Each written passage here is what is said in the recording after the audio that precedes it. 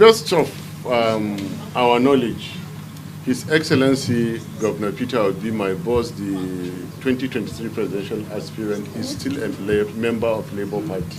But was he aware of the fact that you were going to attend that meeting? Because I'm curious to know what his reaction would have been. If he knows everything I do. I do carry him along. Right. Yeah. So you told him you were I absolutely told him that. And what was his reaction? I was going there. Peter Obi is a very easy and, he leaves you to use your judgment and initiatives.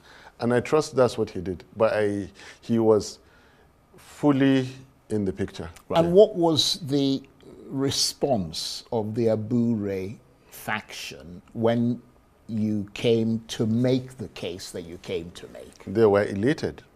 They are yearning for leadership. The coalition pointed us at, convince me. And the general message is that I am yet to be convinced to leave Labour Party.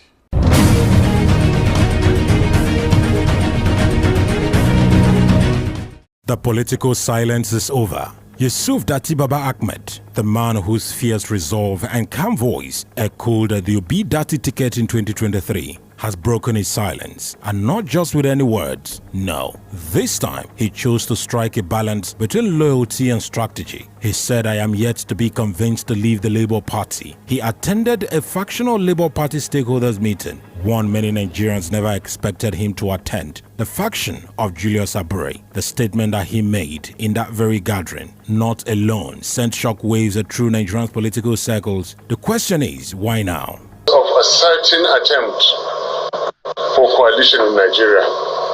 Morally speaking, if your neighborhood invites you to discuss the security, you must attend. However, if you attend and they discuss other matters besides that, you are at liberty to restore yourself to your former position.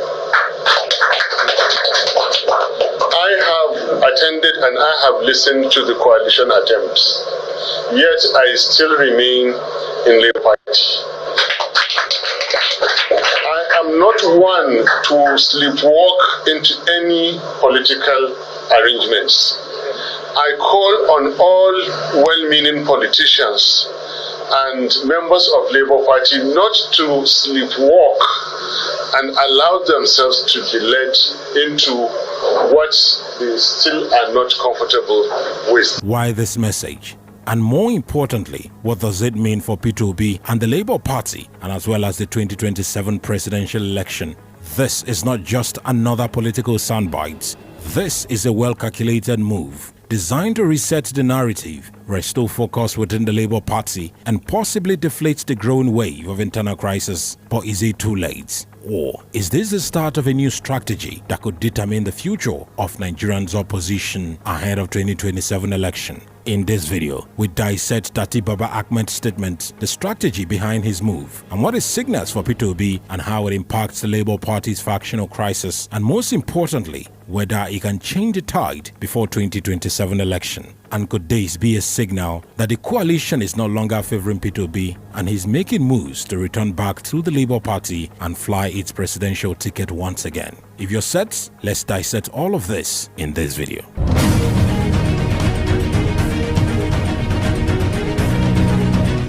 In the world of Nigerian politics, silence is never neutral, and for Yusuf Datti Baba-Ahmed, silence was not just absence, it was strategy. Since the conclusion of the 2023 presidential election, Baba-Ahmed has maintained a striking distance from the political spotlight. Many began to wonder, was he retreating or was he out of the game? But when he finally appeared in public eyes, there was no ambiguity. "I am yet to be convinced to leave the Labour Party," he said, repeating it for emphasis. It wasn't a declaration of war, nor a resignation from the battlefield. It was instead a reaffirmation of commitment, both to the party and to Peter Obi. Yet his statement did more than calm nerves. it reintroduced him into the 2027 political conversation. His message was loud. He won't defect. He still supports Peter Obi, and he's aware of the internal dangers threatening the Labour Party's foundation. And after that very meeting with Julius Abure, many Nigerians thought he was already taking side with the Abure faction of the Labour Party.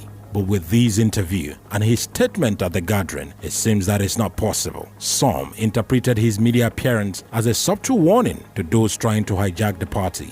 Others saw it as an invitation for reconciliation. But the timing and the calm confidence in his tone reveal a deeper game plan.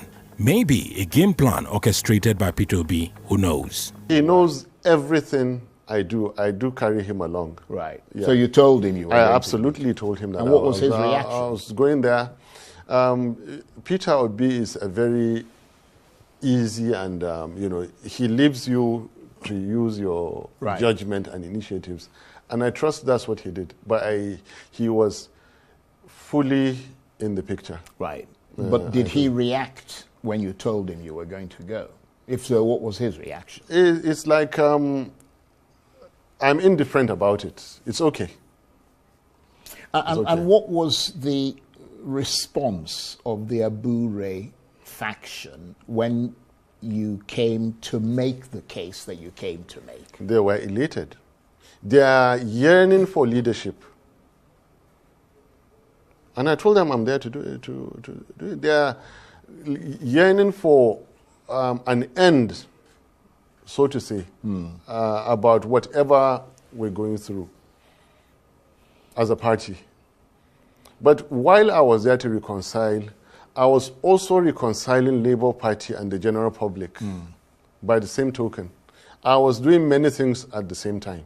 So in a sense, you were being, I'm wondering if you were being just politically pragmatic by your move, in the sense that some have suggested that the coalition may well end up anointing Atiku Abubakar as its candidate, and you and presumably Peter Obi don't want to be left in the lurch if that happens, which is why you're making these overtures to the Labour Party. No. And the general message is that I am yet to be convinced to leave Labour Party. I am yet to be convinced. And Peter Obi himself, I don't want to speak for him, but when he's okay, he will speak for himself.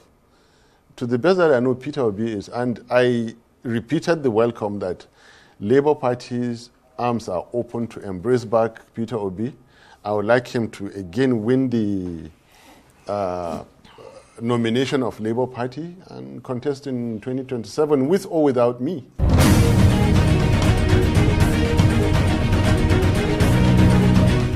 So why now?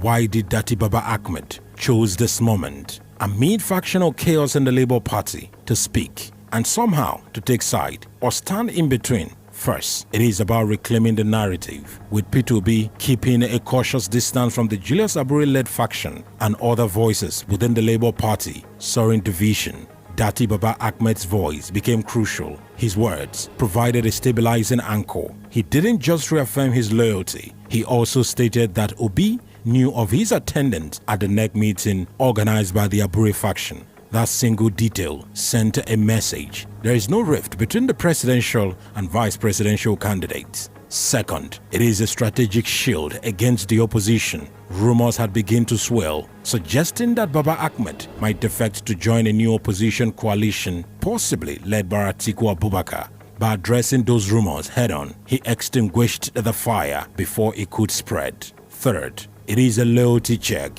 when he asks rhetorically, where was the ADC in 2023 when Labour Party got 10 million votes? He reminded the political class of Labour Party growing influence. It was a reminder not just to outsiders, but to disloyal insiders. Don't underestimate the Labour Party base. The strategy is clear. Datti Baba-Ahmed is playing the long game. He's positioning himself as not a desperate politician, but as a stable, principled leader ready to guide the Labour Party through its internal storms. My own thinking was, convince me why I should come into ADC. Where was ADC in 2023 when Labour Party claimed we got 10 million votes. Where was ADC? Yeah, but there's always a time when a coalition comes into That's existence. what I'm saying. The coalition pointed us at, convinced me. And the general message is that I am yet to be convinced.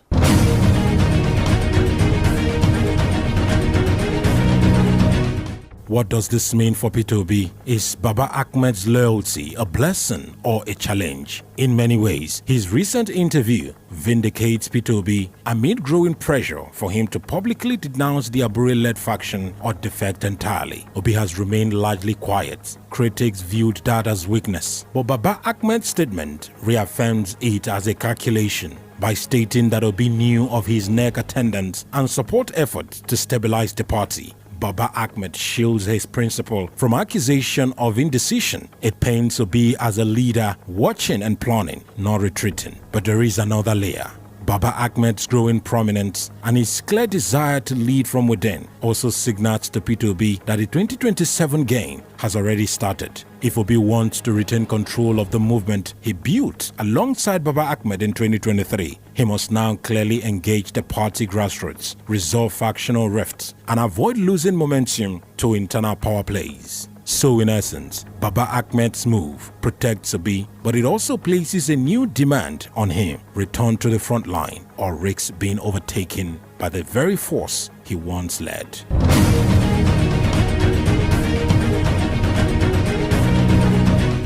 The biggest elephant in the room is Labour Party's factional crisis. Julius Abure's leadership continues to divide members, with critics accusing him of hijacking the party structure for personal gain. Several influential figures, including the NLC, have distanced themselves from his camp.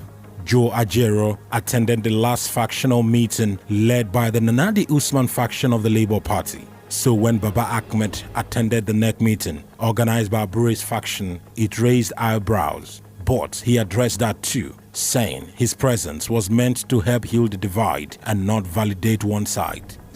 I'm here, if you recall, I stated clearly that as a loyal member to a party that has achieved what in Nigerian political history no party has. What we proved, they have not done it before, unprecedented. This party is one not to be abandoned. Thank you, sir. God bless you, sir. We must remember the good that Labour Party brought to Nigeria. Continue to keep in our minds the promise that Labour Party has for Nigeria, now to 2027 and beyond. And I made it abundantly clear that I wish to reconcile all parties. This is what an unambitious and loyal member of a party will do, and that is what I'm doing. This diplomatic posture may help calm tension by acknowledging the grassroots while rejecting defection. Baba-Ahmed positions himself as a unifier. He didn't endorse Abure. Instead, he offered himself as a bridge, willing to lead the reconciliation process without undermining the party's integrity. Still, this won't be easy. Labour Party's internal democracy is still shaky. Accusation of imposition, lack of transparency, and external manipulation continues to threaten the movement's credibility. But Baba-Ahmed's bold re-entry gives the party a new chance. If other stakeholders rally around his neutral, yet principled stance, the factional war could de-escalate. If not, the crisis may deepen and cost the party dearly going into 2027.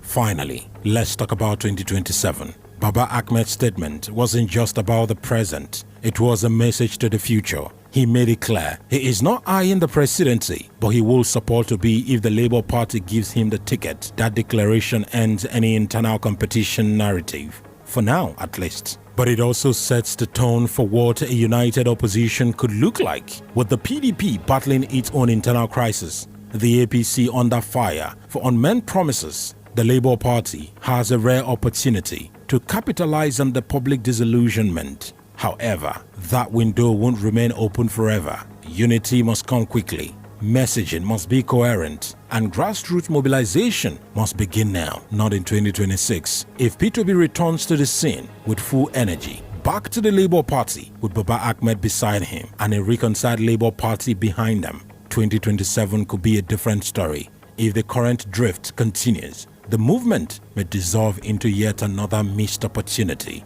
The chances is theirs to choose, as there is still uncertainty within the new coalition. Atiku wants to run, Rotimi Amechi wants to run, a whole lot of others wants to hold the presidential ticket. There is still massive confusion within the ADC. But if Obi and Datti Baba-Ahmed and the Labour Party can put aside their differences and unite as a force once again, this could give Bola Ahmed Tinubu and the APC a run for their money.